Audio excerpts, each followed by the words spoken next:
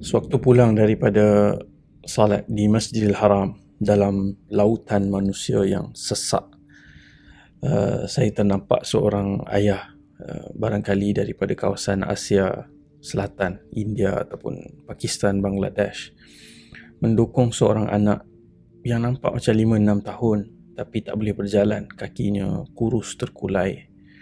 Wajah dan kepala anak tu nampaklah dia ada penyakit dan mungkin kita boleh sebut juga kelainan upaya.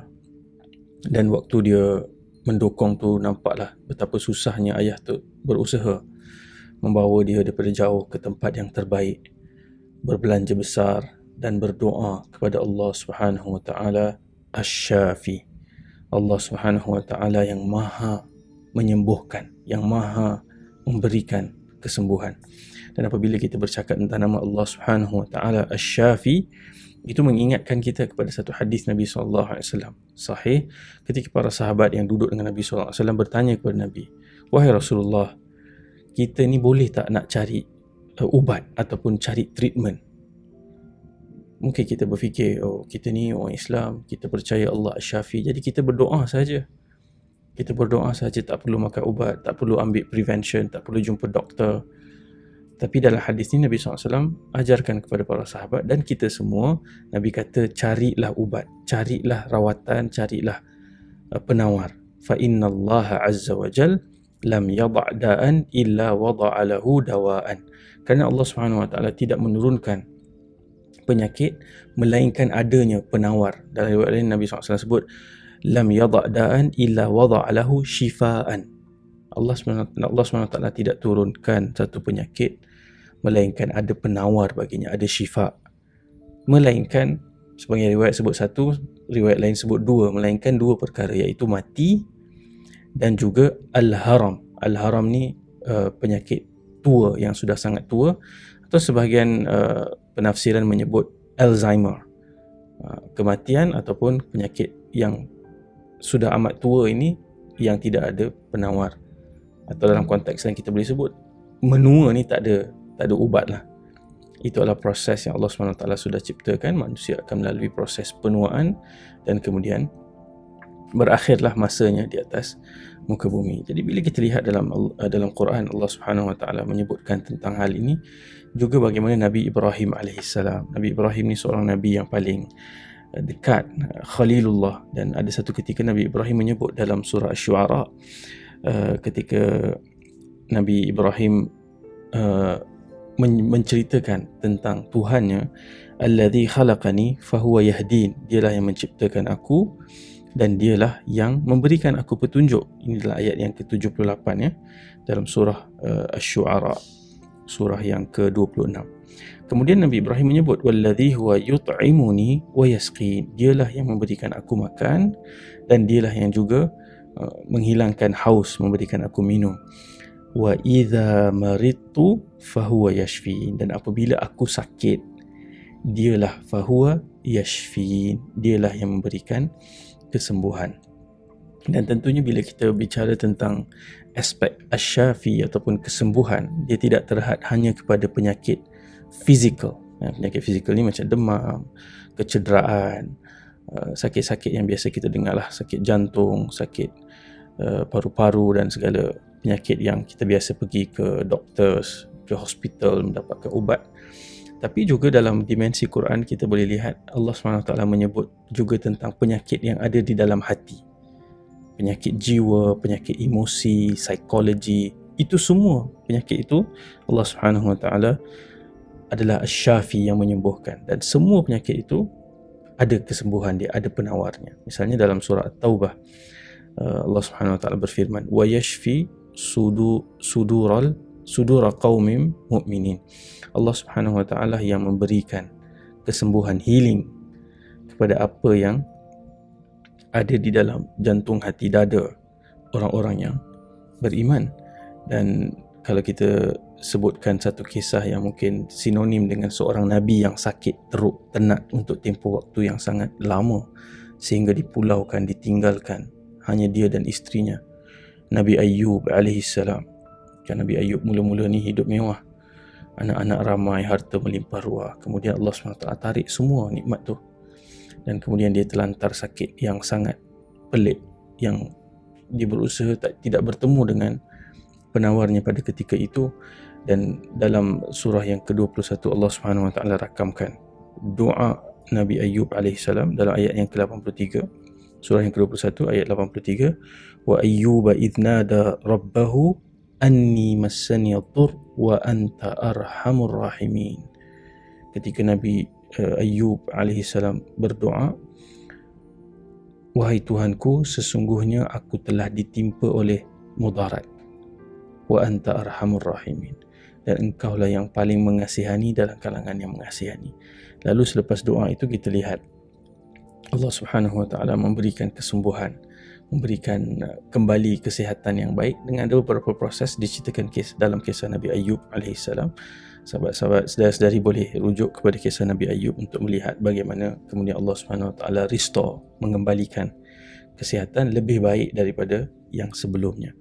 Itu satu dimensi yang kita mesti jelas, kita mesti cari ubat, kita mesti jumpa dengan doktor yang berkelayakan, dengan orang-orang yang pakar. Sebab dalam hadis yang bercerita tentang setiap penyakit ada kesembuhan ini, Nabi sebut di hujung tu, Nabi kata ada sebahagian yang tahu bagaimana nak cari penawar dan sebahagian lain tidak tahu macam mana nak cari penawar. So jadi kita perlu cari penawar kepada orang ataupun institusi ataupun organisasi yang terpercayalah untuk kita boleh rely, berusaha dengan ultimate understanding bahawa yang betul-betul memberikan asyifa, kesembuhan itu adalah Allah Subhanahu Wa Taala.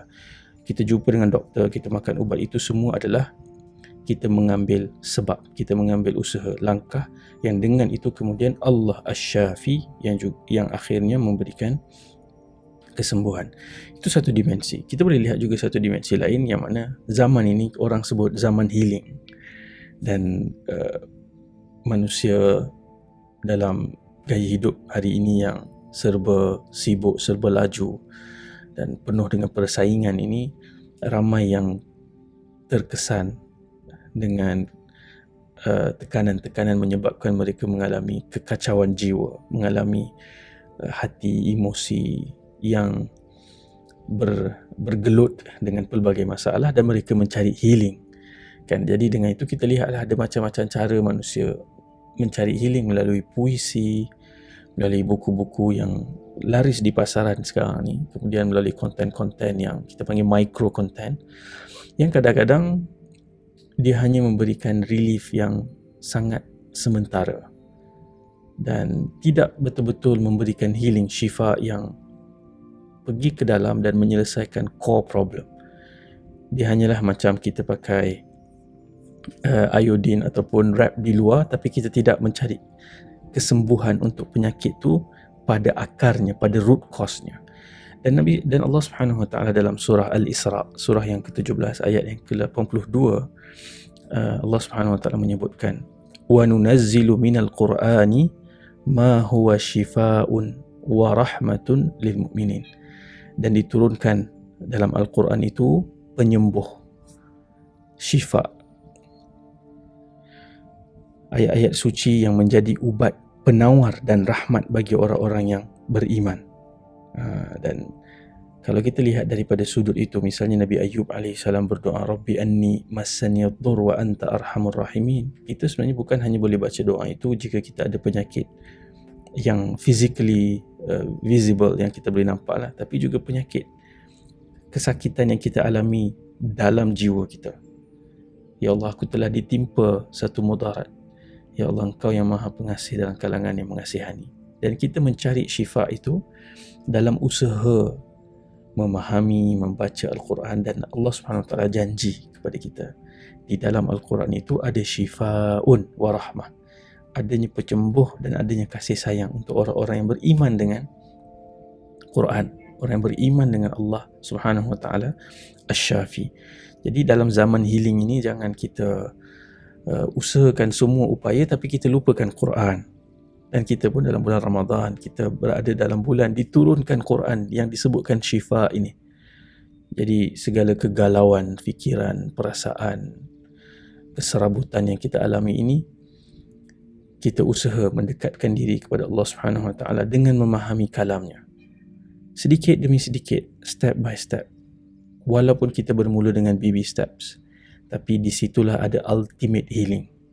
Healing yang sebenar-benarnya yang akan menyelesaikan root cause, yang akan menyelesaikan masalah akar, yang kemudian kita tidak lagi berkehendak kepada aspirin ataupun iodine dan plaster-plaster yang hanya tampal di luar tetapi tidak menyelesaikan apa yang sakit di dalam. Dan pada episod ini tentunya saya ingin mengajak rakan-rakan untuk merenung satu dua doa yang Nabi SAW ajarkan. Dan doa ini macam biasalah, kita galakkan kawan-kawan yang boleh cari dan jumpa doa ini untuk kongsikan di mana-manalah di media sosial ataupun dengan cara-cara yang sesuai, supaya lebih ramai rakan-rakan kita boleh mengambil manfaat daripada doa dan mengamalkan doa itu.